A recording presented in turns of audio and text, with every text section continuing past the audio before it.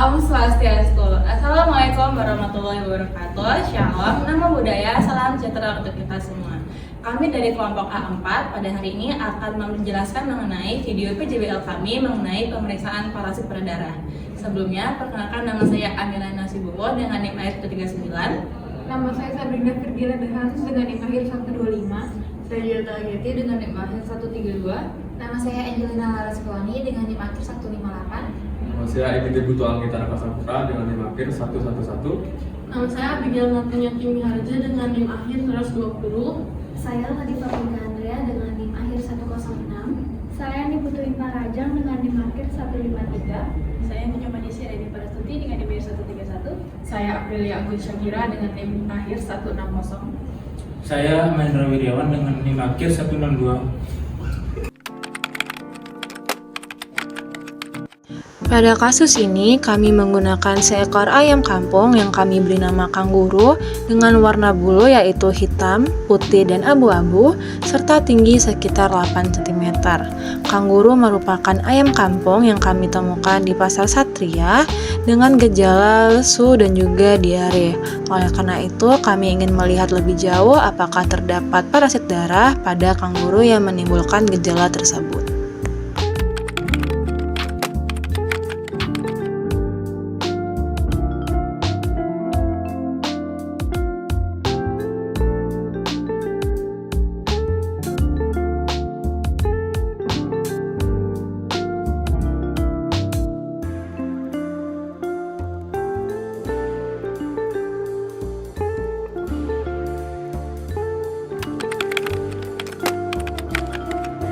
Baik, selanjutnya saya akan menjelaskan tentang langkah kerja dari praktikum pemeriksaan darah.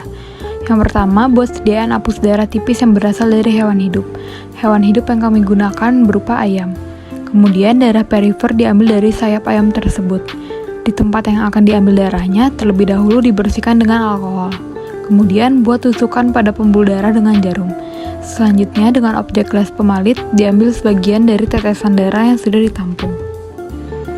Langkah kerja selanjutnya yaitu keringkan hapus darah dengan cara dikibas-kibaskan atau diangin-anginkan.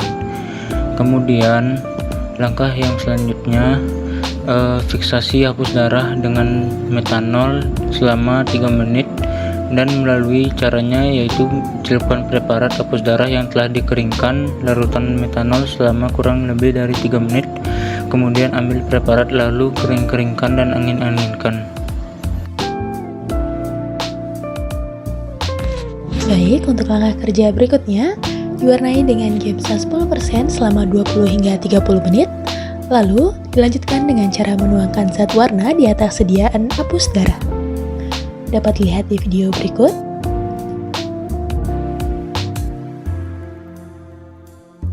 Untuk langkah kerja selanjutnya, cuci dengan air mengalir dari aliran ledeng yang kecil, kemudian dikeringkan di udara atau di inkubator.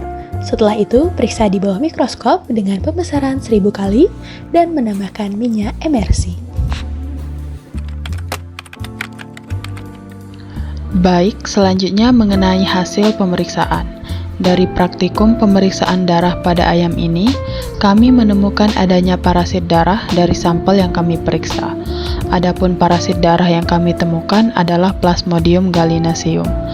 Hal yang menjadi ciri khas dari Plasmodium gallinaceum ini bisa dilihat dari bentuk gametositnya yang berbentuk bundar dan mendesak ke inti. Parasit Plasmodium gallinaceum ini berpredileksi di sel darah merah dan endotel serta dapat menjadi agen penyebab malaria pada unggas. Selanjutnya yaitu gejala klinis dari ayam yang terinfeksi oleh Plasmodium. Jadi yang pertama itu ada kelesuan, kedua kelumpuhan, ketiga diare, 4 dyspnea atau sesak nafas, 5 anemia, 6 perut kembung, 7 peningkatan berat jantung kanan, 8 pendarahan pada mata, dan 9 terdapat biliverdin pada urinnya.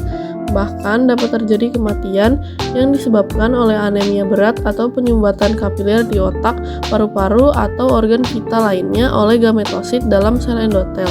Hati dan limpa membesar dan berubah warna jadi coklat tua atau hitam. Pada kasus ayam yang langsung mati setelah terinfeksi, gametositnya mungkin tidak ada di dalam darah, melainkan dalam kapiler otak, paru-paru, hati, dan limpa.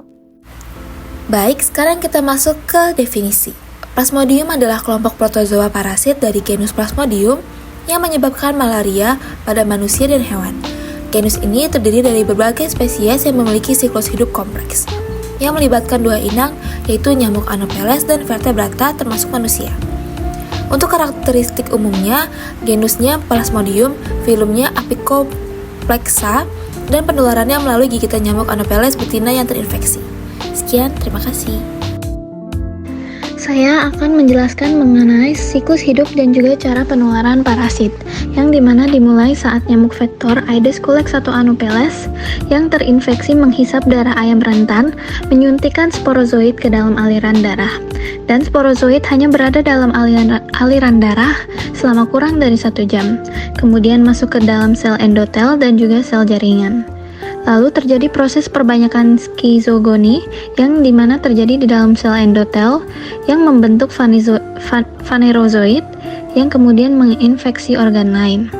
Setelah infeksi sekitar 1 minggu hingga 10 hari, metakriptozoid menginfeksi eritrosit dan berkembang menjadi stadium cincin dan selanjutnya menjadi tropozoid, di mana tropozoid menjalani proses merogoni yang menghasilkan merozoid yang terus menginfeksi eritrosit secara berulang.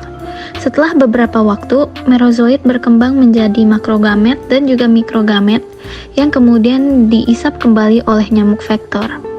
Dan di dalam perut nyamuk, mikrogamet membelah menjadi beberapa mikrogamet yang mirip flagellum dan bertemu dengan makrogamet dan menghasilkan ookinet yang menembus dinding perut dan berkembang menjadi ookista, di mana ookista membentuk sporoblast yang kemudian menghasilkan ribuan sporozoid yang akhirnya berimigrasi ke kelenjar air liur nyamuk dan juga siap untuk menginfeksi host spesies baru. Selanjutnya adalah penularan dan penyebaran dari Plasmodium sp. Jadi untuk penularan dari Plasmodium sp ini, vektor penularnya itu ada Culex sp, Aedes sp, dan Anopheles sp. Jadi untuk penularan ini ditularkan dari unggas yang terinfeksi melalui gigitan dan ditularkan secara horizontal. Untuk penyebaran itu sendiri, yang pertama itu negara dengan iklim tropis, kedua penyebaran dipengaruhi oleh vektor nyamuk, ketiga menyerang peternakan yang dekat dengan sumber air atau peternak dengan sistem long yam.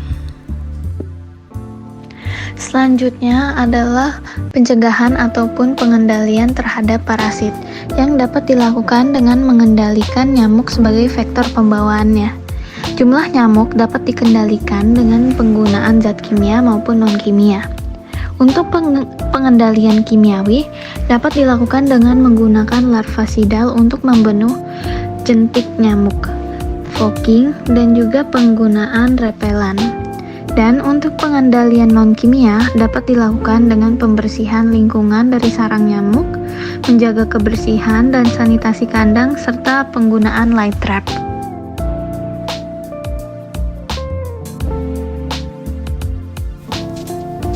Jadi, kesimpulan yang kita dapatkan adalah yaitu tujuan praktikum pemeriksaan darah pada ayam adalah untuk melakukan evaluasi menyeluruh terhadap kesehatan mereka. Hal ini mencakup deteksi penyakit seperti infeksi bakteri, virus, atau parasit yang dapat mempengaruhi kesehatan pada ayam. Pada praktikum kali ini, ditemukannya Plasmodium gallinaceum, yaitu parasit yang menyebabkan penyakit mirip malaria pada ayam. Parasit ini ditularkan melalui gigitan nyamuk dari genus Aedes. Siklus hidupnya melibatkan dua inang, yaitu ayam sebagai inang vertebrata dan nyamuk sebagai inang invertebrata. Sekian penjelasan dari kelompok kami, terima kasih. Sekian penjelasan dari kami, mohon maaf apabila ada salah kata. Terima kasih.